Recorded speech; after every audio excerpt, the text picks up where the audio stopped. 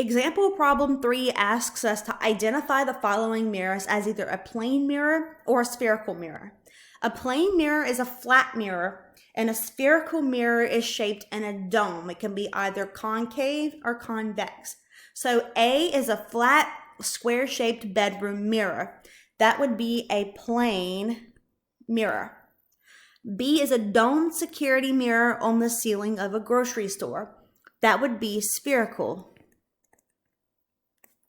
C is a circular shaped safety mirror on a school bus. And so that usually looks like the bus and then this little mirror thing.